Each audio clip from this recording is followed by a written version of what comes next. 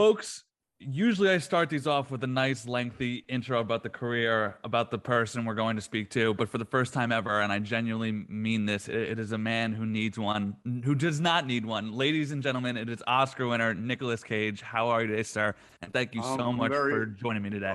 well. I'm happy to be here. I'm doing well. Thank you for having me. You're looking quite sharp at this time of the day. Yeah, yeah. I'm in New York. I have an interview down the road with the New York Times, so I thought I'd put on a suit with a tie. You're looking sharp, sir. So Thank let me you. just say congrats on the film. It is an absolute riot. I was literally slapping my knee and stomping my feet from laughing so hard. And I think what's Oh, very cool about this film is that it's the first time that I could remember laughing that hard in a theater for a long time. And I think that that's going to be the case for a lot of people. So I, I'm so happy to hear you say that, and I'm happy you saw it in a cinema with an audience. packed house. It was a riot, Nick. Great, It was great. phenomenal. So where I want to start was one of my notes was that this film very much felt like a celebration of the last generation of filmmaking, really. How does it feel knowing that your filmography and your work has become such a staple of pop culture in and of itself? And what do you think that it says about your work that you've created this sort of legacy? Well, first and foremost, I'm very thankful that it has communicated and that people have responded, and that there was a relationship there between the work and the audience, and that was something that was important to me.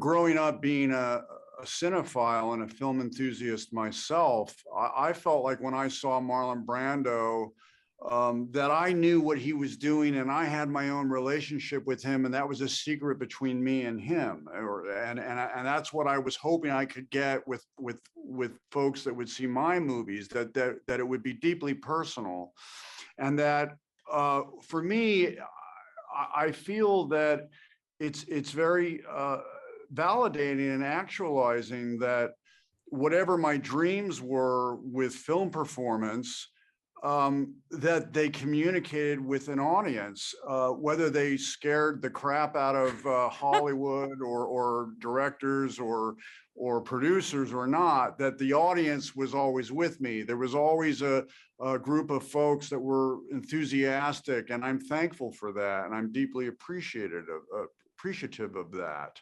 And I think what it means is that I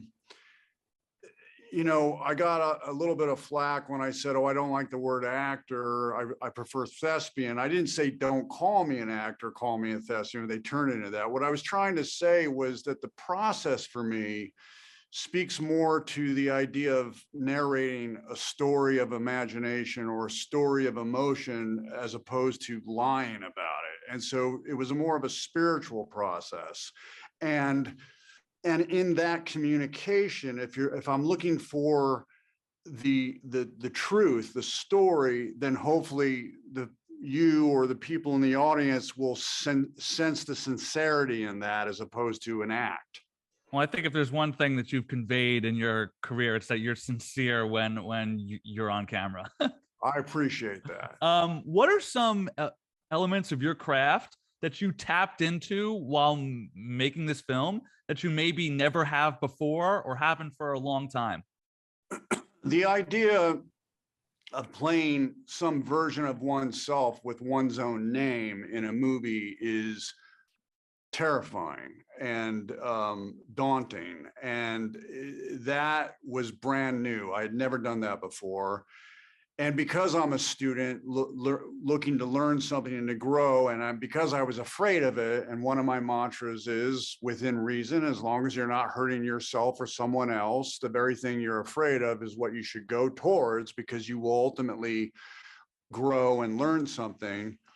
I made this movie, but the whole time I was trying to facilitate Tom Gormican's version of so-called Nick Cage, and also protect so-called Nick Cage's version of himself because it had my name. I couldn't hide behind a character.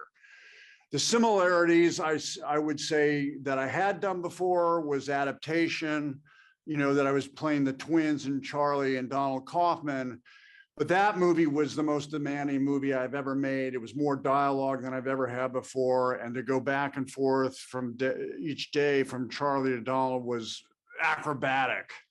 And I don't know that I could do it again. But when I was doing the scenes with Nikki, it reminded me a little of that in a very small scale. It's very cool of you to hear you bring up Charlie Kaufman. He is responsible for my favorite film of all time, Eternal Sunshine.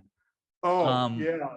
And also, you know, all of his movies to me are in and of themselves and unlike anything else. And what's interesting about Charlie, just to digress, he I interviewed him at length, and I really got him on tape, and I promised him I would burn all the tapes so I could study his mannerisms and all that. But at one point I said to him, you know, I'd like to write too. I'm terrified of writing. I said, do you have any recommendations?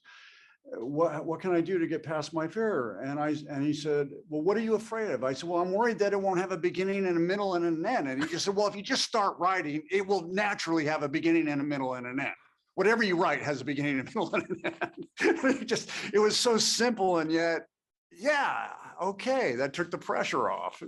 You actually touched on something that I was going to ask you about. You said that playing yourself is a terrifying thing. So I'm curious, what was the most difficult aspect of the self-examination nature of this film, and what was the most rewarding?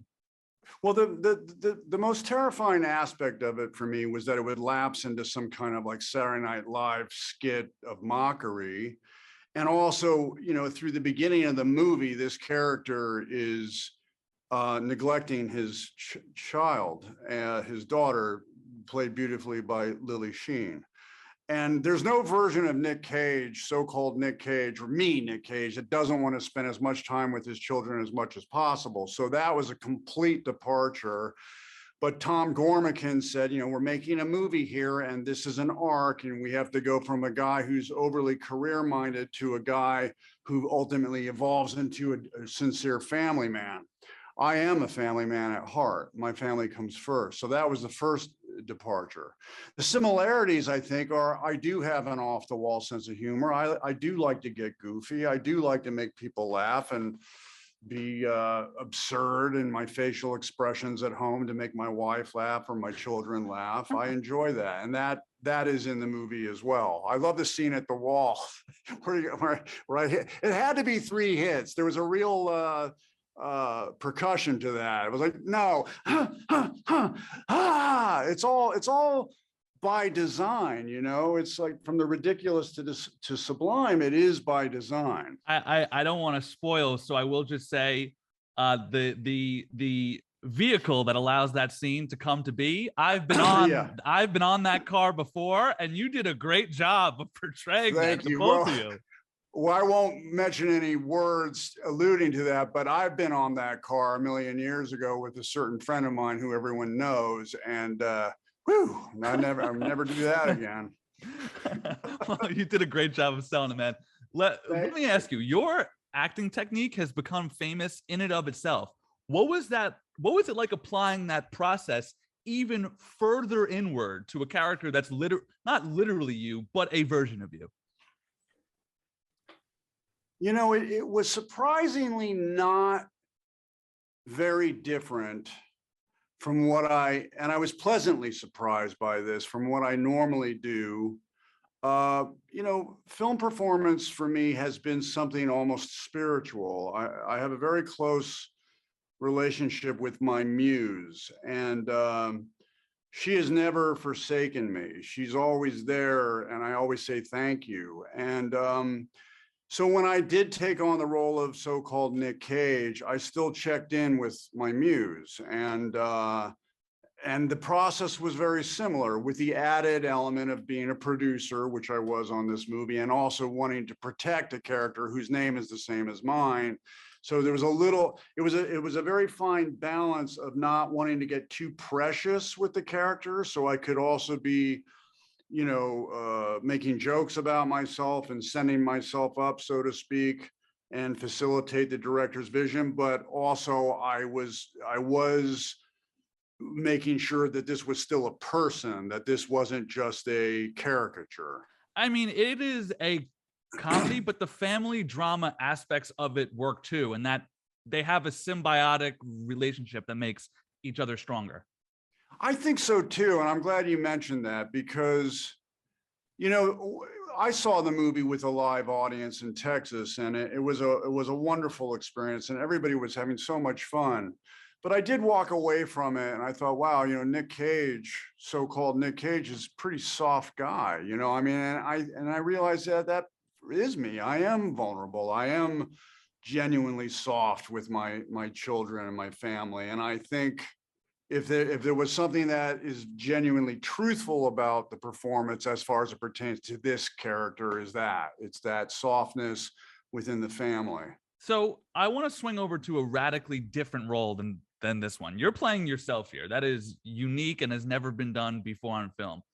One of your next big roles is that of Dracula, which is literally one of the most legendary characters of all time. Yeah. What's your process of adding your own layers to a character that's been done time and time again?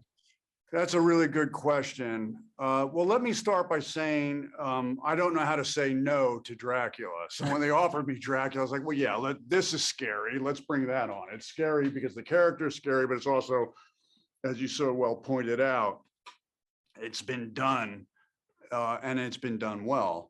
It's also been done not so well. And I thought that, you know, I could do something with my own enthusiasm about Bram Stoker's book, as well as Christopher Lee's performance in the Hammer films, as well as Langella's performance, as well as Oldman's performance, as well as Lugosi's performance. I wanted to embrace elements of each of them, but also Orlok and Max Schreck. I want to get some of the German expressionism and some of the body language in it. But by and large, I'm channeling my father, August Coppola, who had a mid-Atlantic accent, and he always spoke, you know, Nicholas, you know, let me explain something to you, Nicholas. And I never understood his accent. I was like, Dad, what is this? Why are you talking like that? He goes, you want to know why I talk like this, Nicholas? Because I made a decision to speak with distinction. Okay, I'm a literature professor. Okay. That's how I talk. And it's kind of amazing to me how much, that with the hands, how much he resembles Christopher Lee is remarkable. So I just thought, okay, Dad looks like Christopher Lee. Dad kind of sounds like he's in a Hammer horror film.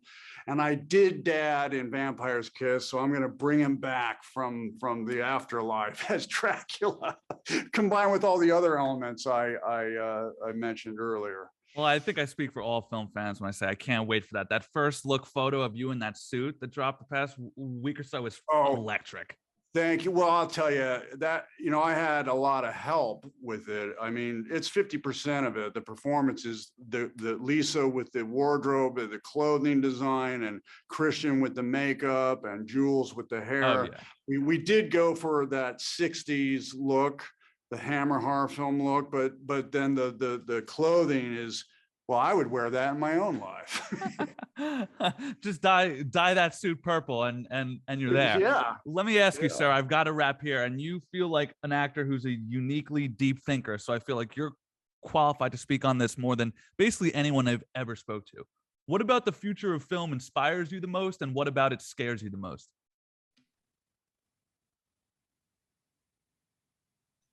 Well, what inspires me the most is probably the same thing that scares me the most. And that's an interesting statement in itself, I think, having to think about it now. But what I'm inspired by is the idea of a young filmmaker who's doing movies on his cell phone or her cell phone. And it's speaking to what's happening now in the culture, in the zeitgeist around the world in terms of how information is deployed, and what will that look like in the context of a movie narrative? What will that person bring to the filmmaking narrative?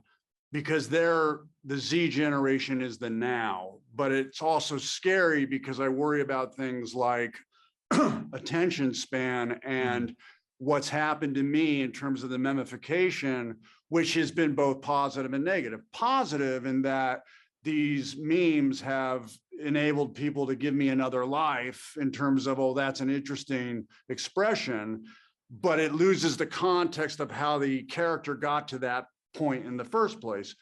Although maybe it will inspire people to look at the full 2-hour movie or the 90-minute movie to see how the character got to that place that became "you don't say," you know? Yeah. So I think I'm both inspired and scared of that. Like, and it's interesting. I said to my manager, who's also a producer on this movie, Mike Nylon, I said, you know, it's always going to be a young filmmaker who is going to bring something and reinvent me. And I'm waiting for that person to show up. And he did show up with Pig. It's Michael Sarnowski. I call him Archangel Michael. That person showed up. But that person is interested in slow movies and taking your time. He loved a movie called Revanche. I think it was a French film. And you know, that's different. But I know I'm going to have an experience where I'm going to meet someone who's doing cuts like on his or her cell phone. I don't know what that's going to look like yet, but I know it's going to happen. Well, Nick, sir, thank you so much for your time. You brought up Pig. I just want to say quick, the last shot of that film stuck with me for weeks. You have been an icon for as long as I've been alive. So I want to thank you for your career and your contribute to this work, and also for showing people that it's okay to unabashedly be yourself. I find it very inspiring. Thank you. Well, I make the movies for you, so thank you for saying so. Thank you, sir. Take care, and Take care. You too. Thank you, Nick.